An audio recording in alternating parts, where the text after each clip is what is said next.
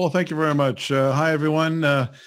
Just wanted to give you a bit of an update, but before I do that, I just wanted to remind you that as we go into the summer months and we become a bit more stable, we will be having these media conferences on a weekly basis. Now we have them on Mondays and Thursdays. We'll have them every Monday.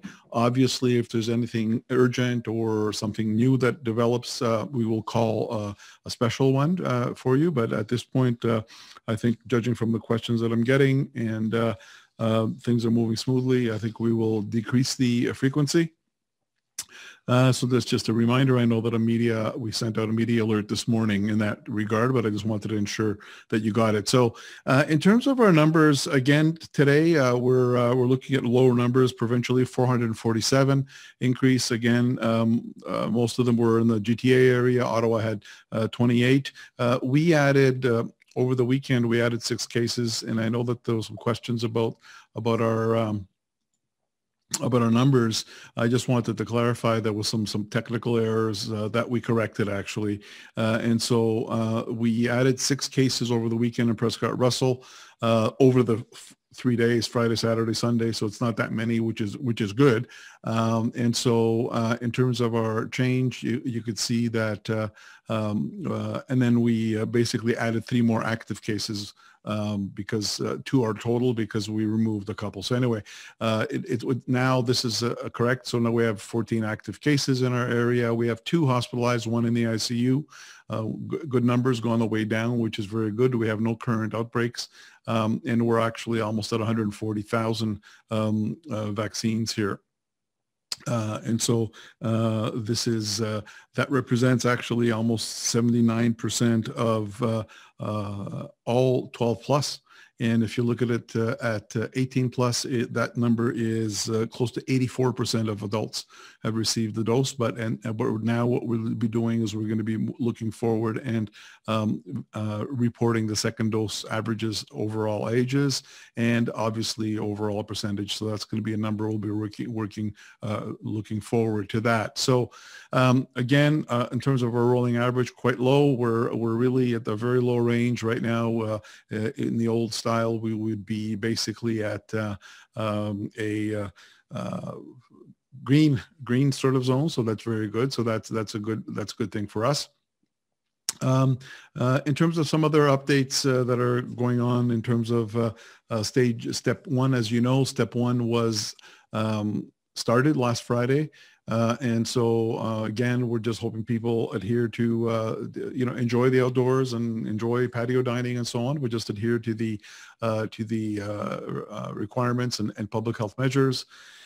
If all goes well, in 2 weeks' time from this Friday, we'll go to step 2, which will have a more expanded outdoor gatherings and so on, and then we go into step 3, which will be towards the end of July and into August, and even more so openings after that. So that's very good, and so all that really depends on us obviously being able to continue respecting the public health measures, masking and so on, but also it's also important that we continue getting vaccinated. So on the vaccination front, as I alluded to before, a couple of things that are new. Obviously, we over the weekend we were given our allocations. We're getting much more allocations into the next couple of weeks, and consequently we had multiple clinics organized for the next 2 weeks.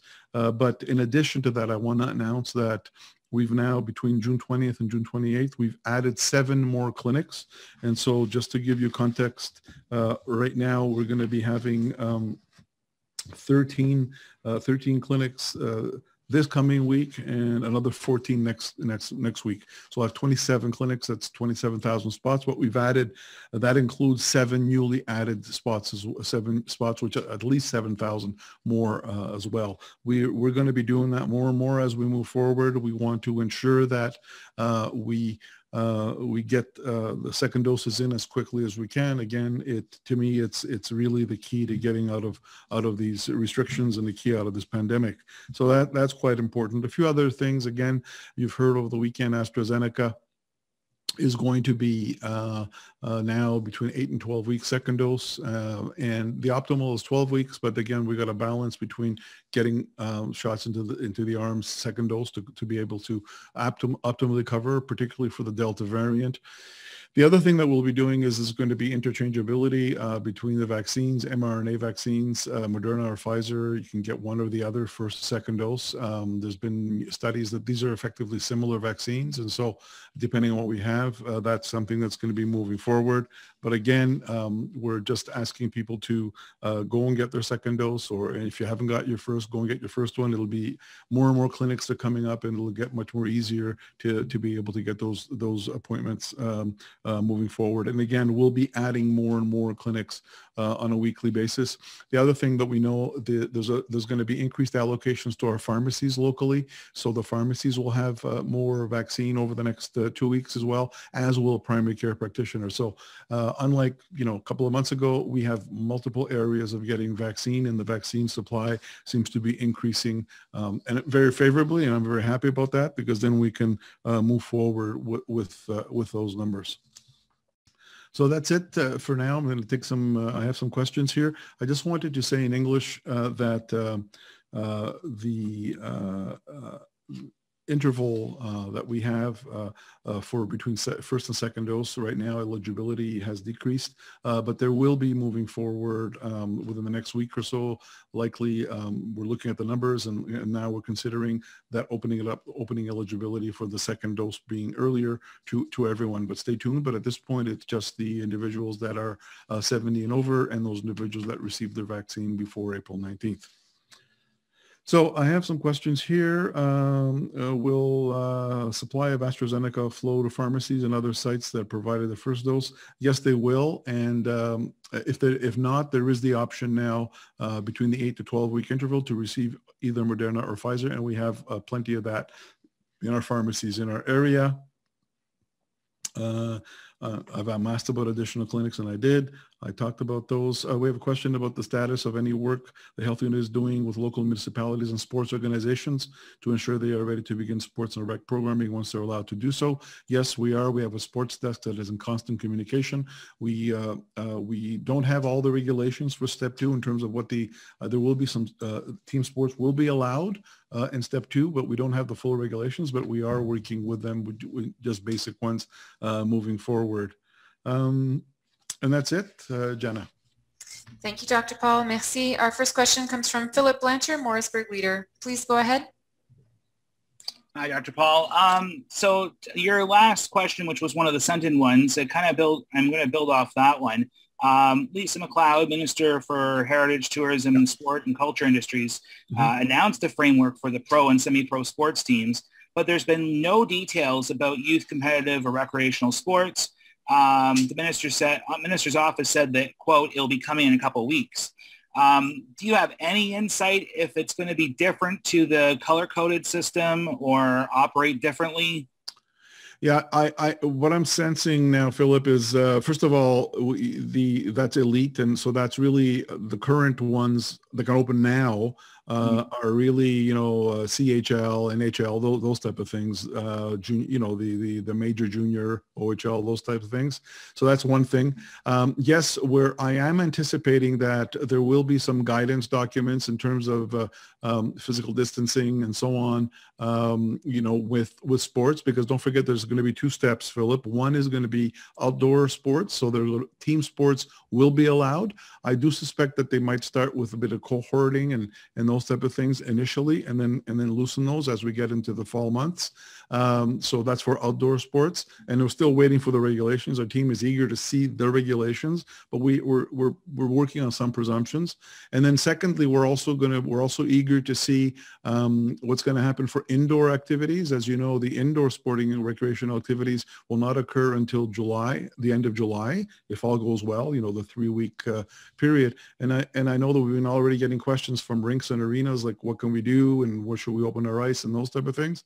So we're anxious to get those as well. Either they will say we'll do 10-person initially as a as we did outdoors, like you just can do training, 10 people on the ice, or they might go to full games. I'm not sure. And so I'm anxious to get some of those regulations out, see the regulations and see more details, but they're not available yet. Okay, thank you. And the second one, it's about the variants of concern screening. Yeah. The province's screening for Delta variant doesn't seem to be very robust. No. Or detailed. Is there a reason for this? Is it more complicated, or is it? Yeah, it's a bit more complicated. It's a different type of mutation. So what they do right now is there's an inference. So what they do is they take they do a screen for mutations, and then they do what's called a whole genome sequencing. And then the ones that don't fulfill, they can't find with whole genome sequencing, WGS, they assume are the Delta. They're working on trying to do the whole genome sequencing, but they're not there yet. So for example, in our area, if you look at our VOCs, 100% of them are identifiable. So at this point, we don't have any Delta in our area, whereas we had one case a couple of weeks ago. So that's how they infer it, but they're just working on getting a more sophisticated genome sequencing for that particular one. Okay, thank you. Okay. Next question, Thomas Stockton, TVC 22. Please go ahead. Hi, Dr. Paul, can you hear me? Sure I can. Perfect. I have a couple questions regarding daycares. With daycares for school-aged children reopening on June 29th, the Ministry of Ontario has deemed it fit that the kids will have to wear masks at all times, including outdoors. There are some parents voicing their concerns that their kids might fall victim to heat stroke or other heat and stress-related conditions. Where does the EOHU stand on loosening that specific restriction? And is this a case of the risk being greater than the reward, perhaps? Okay.